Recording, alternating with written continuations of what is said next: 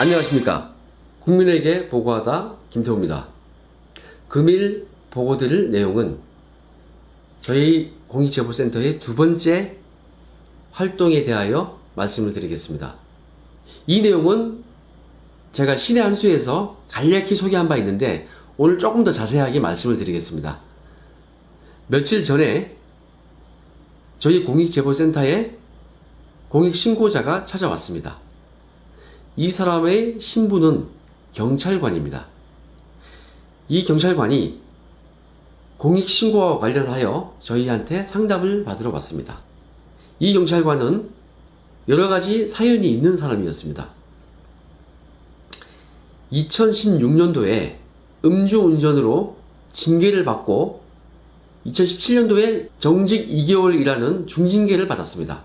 그런데 이 경찰관은 음주운전을 한 사실이 없다고 합니다. 그럼 내막이 어떻게 됐냐면 술 자리가 있어서 술을 마시고 대리운전을 불러놓고 기다리는데 오지 않으니 자기 차에서 피곤해서 좀 잤던 모양입니다. 그런데 자는 동안 사이드 브레이크가 내려졌는지는 알 수 없지만 차가 조금 이동을 했다고 합니다.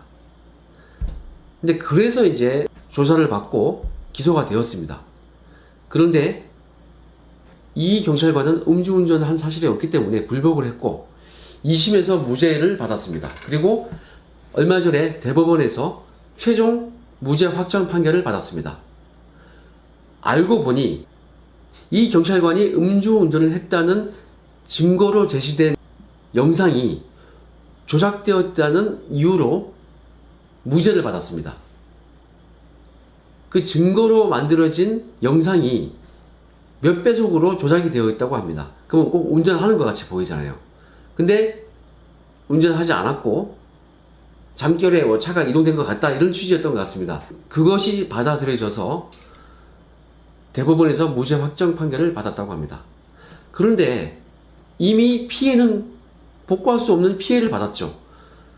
징계 처분돼서 정직 2개월에 처분을 받았고 그래서 좌천돼가지고 일산이 집인 사람인데 저 멀리 다른 곳까지 전출을 당했습니다.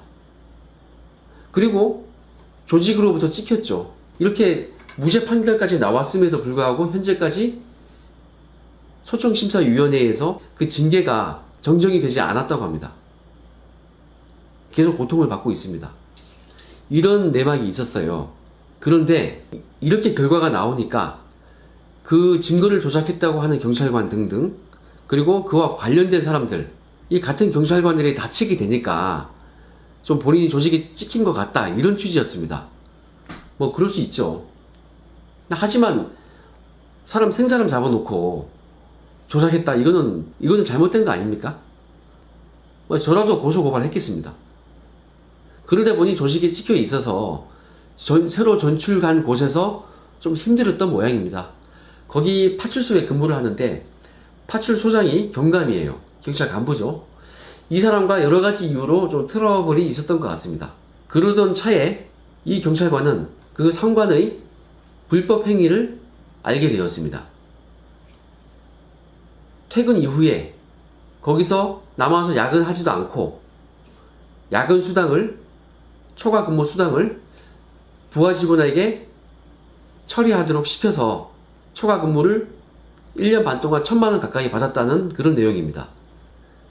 뭐 증거가 완벽한 모양입니다. CCTV도 있고 여러가지 확인할 사항이 있다고 합니다.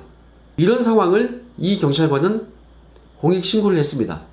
상당히 만나보니까 스마트하고 꼼꼼하고 똑똑한 강단 있는 그런 친구였습니다. 이 경찰관이 공익신고를 이미 했습니다. 아마 이미 제 사례가 있기 때문에 공익신고가 좀 알려져서 이 경찰관이 그 관련 법도 공부도 해보고 어떻게 하는지 절차도 좀 알고 해서 권익위에 공익신고도 했고 검찰에 고발도 했고 인권위에 진정도 하고 여러가지 할 수 있는 사안을 얘기했습니다. 특히 언론에다가 제보도 했습니다. 그래서 이미 KBS, JTBC 여러 곳에서 방송을 한 바가 있습니다. 그런데 공익신고자 신분임에도 불구하고 저희 공익제보센터를 찾아왔습니다. 왜냐? 보호를 받지 못하고 있다 이거죠. 공익신고하고 할 때 공익신고하기 전에 이미 조직 내에서 해결되기를 바라는 마음으로 내부 감찰에다가 청문감사실에 이 사안을 신고했다고 합니다. 그런데 이 신고자의, 이 공익제보자의 말에 의하면 아직은 일반적 주장이죠. 오히려 자기가 감찰을 받았다. 오히려 자신이 감찰을 받도록 소환 통보를 받았다고 합니다. 어이가 없는 일이죠. 뭐 확인이 곧 되겠습니다만은 이 공익신고자에 의하면 하극상을 한 거 아니냐.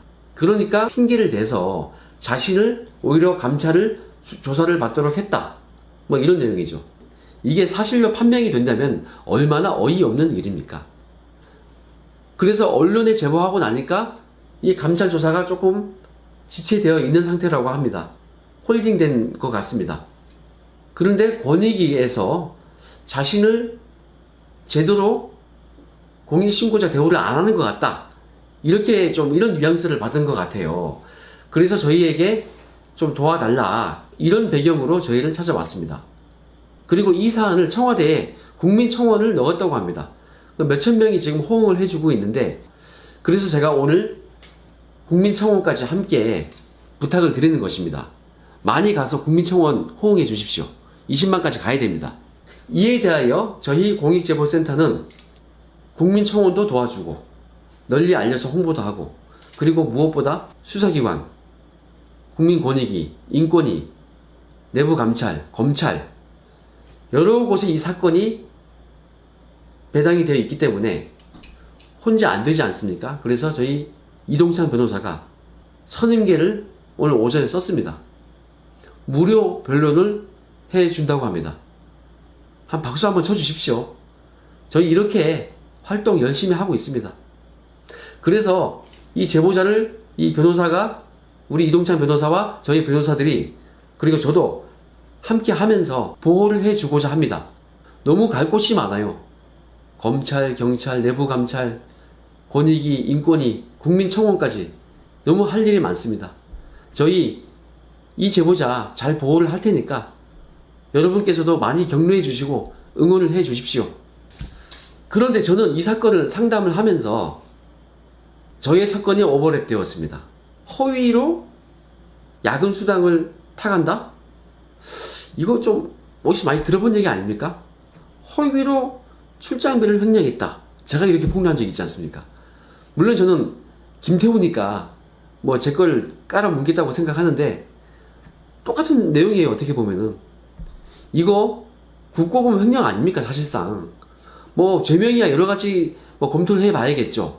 뭐 사기에 해당될 수도 있고 횡령일 수도 있고 뭐 여러 가지가 있습니다. 하지만은 기본적으로 국민 세금을 막 빼다 쓰는 거 아닙니까?